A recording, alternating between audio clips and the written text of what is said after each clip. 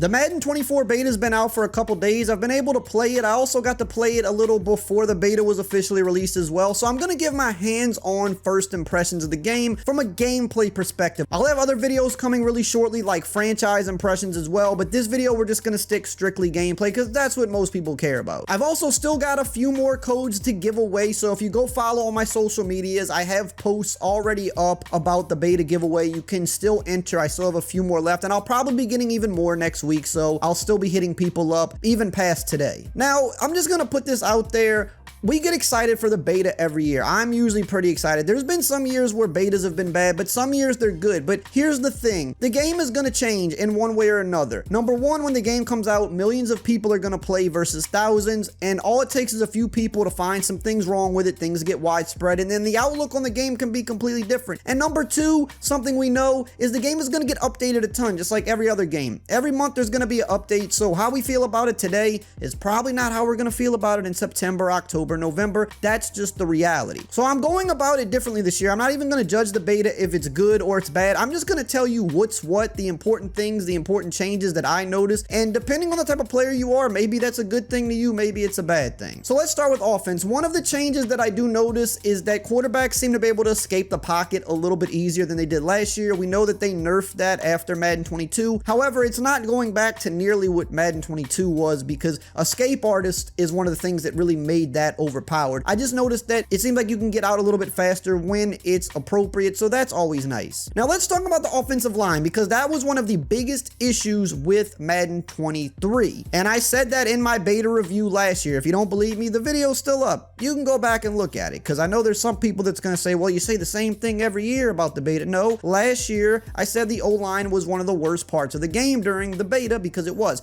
Now this year, there's definitely some changes. The run blocking is 100% better, and pretty much everybody that's played has agreed with that. You can go on Reddit, you can go on Twitter, you can go on the feedback forums. People are saying run blocking is better, and it is, because it is something they specifically touched on. Now, does this mean it's going to be a run heavy year? That I really don't know yet, because you really don't know that until the game drops, until everybody's playing it. Once metas start to form, they're always going to form in any game. If you don't think Madden should ever have a meta, you're never going to be satisfied, because the game's always going to develop a meta. Will it be a run meta year? We don't know that yet, but run blocking is certainly better. You're going to notice with double team run blocks that you're going to see more times where the second guy peels off and gets to the next level of the defense, which, you know, should happen most of the time, depending on the blocking scheme and the run and all of that, but you're going to see them get to the next level better. The pulling blockers are finally a little bit better than they used to be. That's one of the things I've always said, is the targeting on pulling blockers, or just blockers in general in the run game, has always been pretty poor. I'm not saying they still can't work on it, but it's an area they specifically focused on this year over other areas,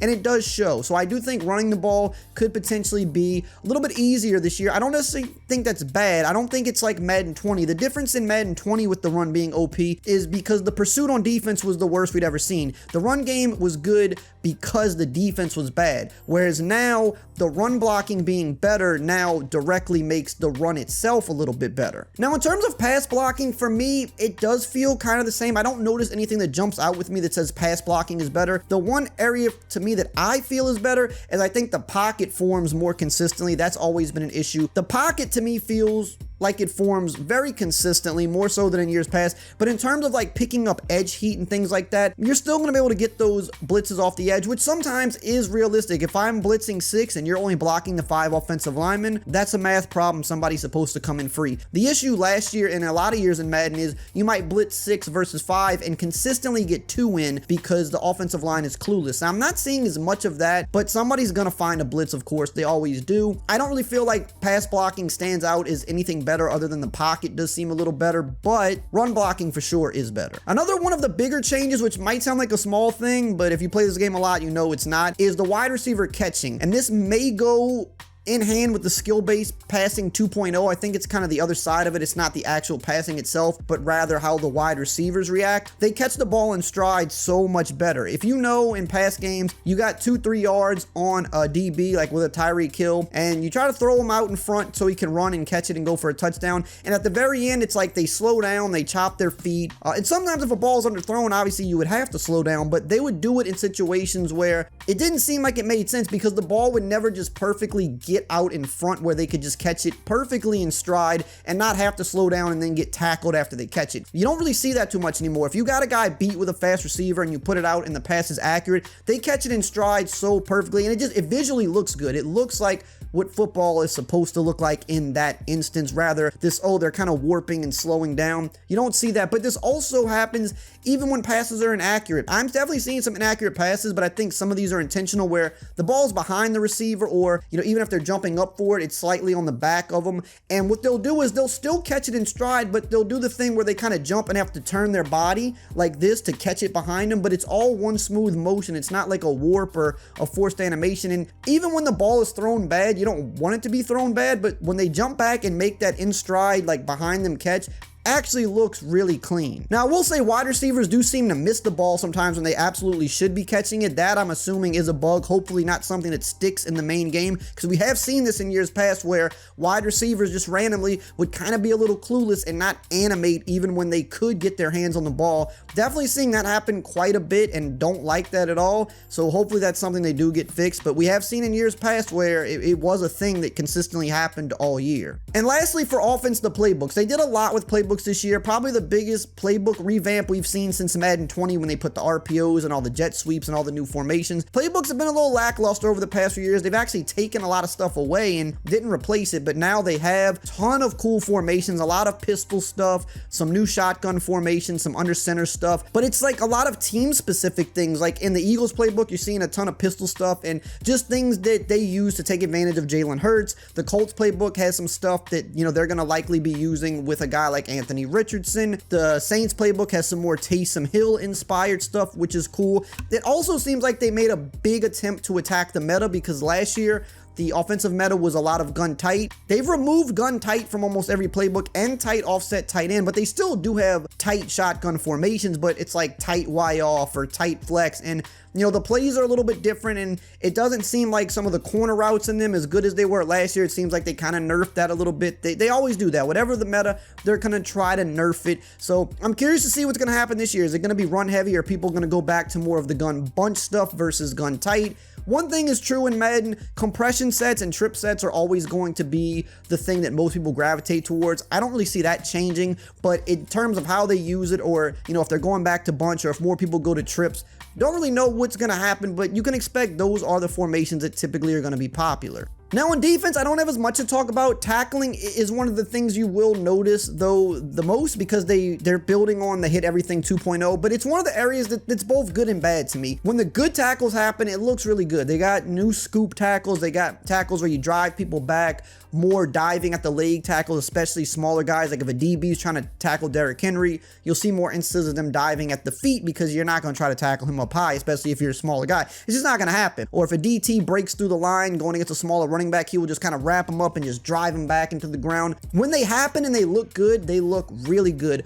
But Madden still is Madden, and it has a lot of those instances where the tackles don't look like they make sense, and they do still have those warping animations and just times where things get a little jumbled up. Like some of the gang tackles and the three-man tackles, again, when they happen and they look clean, it looks really good. But there's other times where people just kind of get caught up, they get sloppy, they trip, or they fall backwards, and like it's an area of the game that overall over the past few years has gotten better, but it's one of those things that it's gotten better because it was just so bad, you know, in Madden 20 and Madden 21. It was so bad that, yes, it's definitely, I would say, much improved now than it was 2 years ago, but it still is one of those things that there's still a lot of bad and sloppy moments with them, and I don't really know when we're going to get away from that completely. Also, I think block sheds don't seem to be as good. Now, I don't know if the O-line is a little bit better, or if it's the pass rush that's worse, because when I said the O-line, the pocket is better, that is true, but I said overall, like versus blitzes, the O-line still seems pretty much the same. But it's also apparent to me that the block sheds from just basic four-man rush, it's nowhere near as good as it was in the beta last year. They were really good in the beta last year. A lot of people actually like that. Some people don't. Some people don't like the quick pass rush and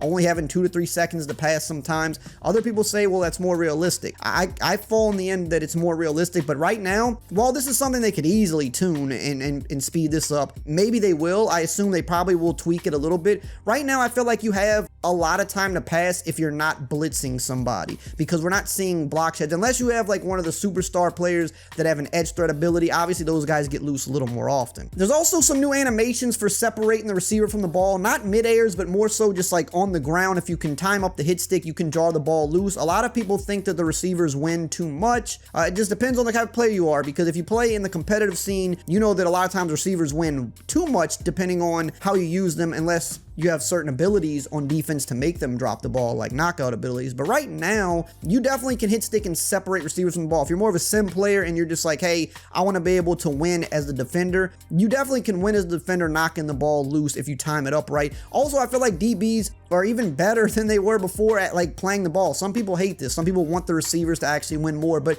I like that they're more independent of each other. And the DBs, like, even if they can't pick it, you're not seeing so much of like the DBs mossing people for picks, which sometimes can be unrealistic, especially if they're a smaller guy. But the attempts they make to just reach out and swat, I like that a lot, because sometimes they're not gonna be able to get a clean pick. But even if you're smaller, you can time it and get up there and get your hand there and try to fight for it. Or, you know, they'll knock the ball out a little more often. I'm seeing that. I mean, they did it last year, but I'm seeing it a little more often, even if they don't have abilities. Like, they get good animations where, you know, they actually fight to try to get the ball loose. And I think that's a good thing. Some people don't like that. I understand it, but I just like that they seem a little bit more independent. It's not a warping two-man. It's more so like they're just making attempts until the whistle to make sure you don't complete the catch, and I think that looks good. I forgot to record this part when I was doing the face cam, but I realized when I was editing the video that I didn't talk about coverage on defense. And to be honest, the reason I didn't is because I don't notice too much of a difference with coverage. This video was more about me talking about the things that I felt were different in some type of way, but I know that coverages are always a big thing people want to know about when it comes to early gameplay. To me, if you played Madden 23, man coverage and zone coverage seem about the same. To me, it seems like fair coverage. It's not the best in the world, but it's not trash either.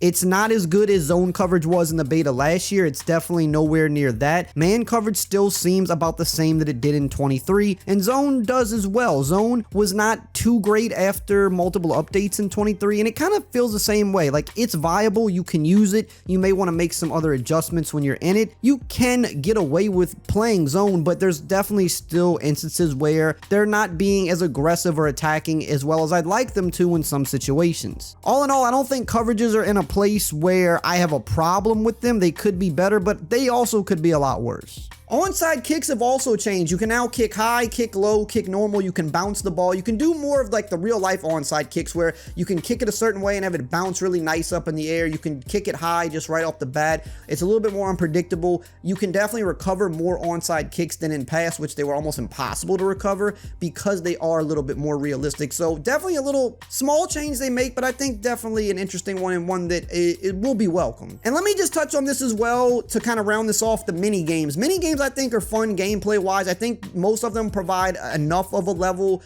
of difficulty. They're not like too easy to just get the highest like gold ranking, but they're also, you know, they're not like the hardest thing in the world either. I think some of them are definitely harder than others, but so far I've really had a lot of fun with them. I think they're addicting. I think they're just as good, if not better, than they were back in the day. The ones that they brought back from back in the day, they added a little different twists to most of them. They made them a little bit different. So it's not so much that they just brought it back, but they updated them as well. They also added some new ones. And I think, you know, whether you're a franchise or you want to just play in with your buddies, they're fun. And I think they're pretty well done. I don't have any complaints about the mini games. Now, if you want to know about some other small details in the game that we noticed in the trailer that were secretly placed in there, make sure you check out this video right here on the screen.